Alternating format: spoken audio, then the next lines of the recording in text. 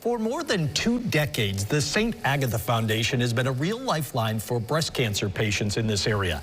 Now the nonprofit's making its largest investment to help provider partners. Joining us now, Foundation Board President Kathy Mezzalingua. Kathy, good to see you. Thanks so much for being with us. Appreciate it. Thank you, Jeff. Thanks for having me on. For those that don't know, how did the foundation start? What's the story behind it?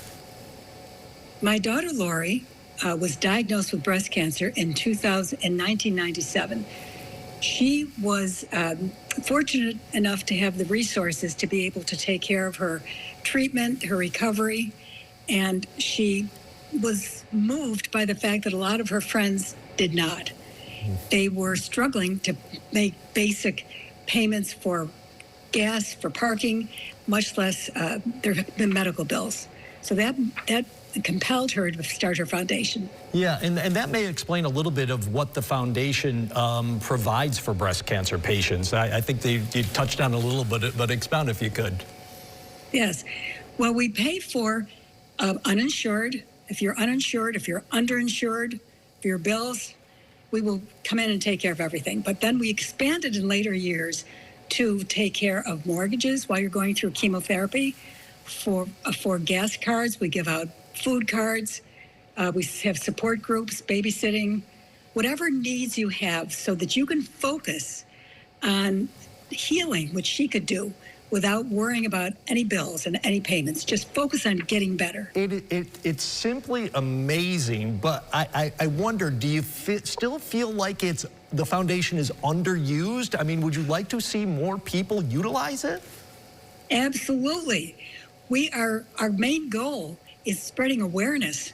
There are not enough women who know about us. It's the worst thing we can hear is, I wish I'd known about Saith Agatha, because I struggled to pay my bills and I didn't know such an organization existed. So especially in the rural areas and the places in the remote regions, we handle 12 counties. So we're up in the upper upstate New York. We're in this northern tier. We're in the southern tier. We haven't gone west as far as Rochester, but the women in the more remote areas are the ones that have less access to health care and to the best technology. So we want them to know about it. We want to take care of them. Should people reach out to you? Do you also, is this a message to healthcare providers out there of kind of push these people our way? A little bit of both?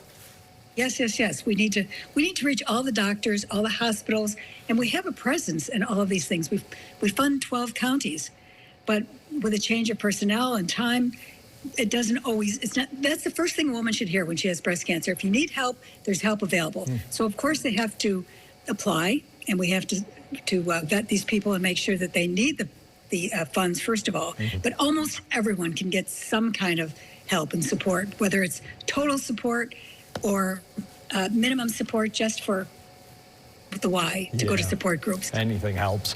News of the day, though, I think, Kathy, beyond this, the foundation's investing $2.3 million in grant fundings for 8 partners. Seems like the aim here is, like you talked about, those more rural providers. Why the focus there?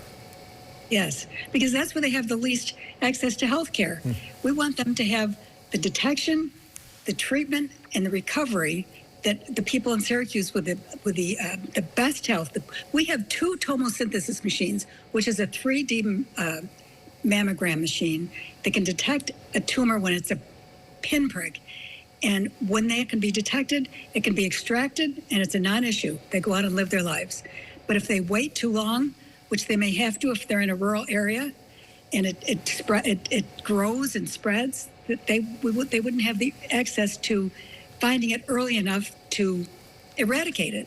So how much of an advancement can these providers make by using some of the funds that you're going to designate? It sounds like a big leap up to that 3D.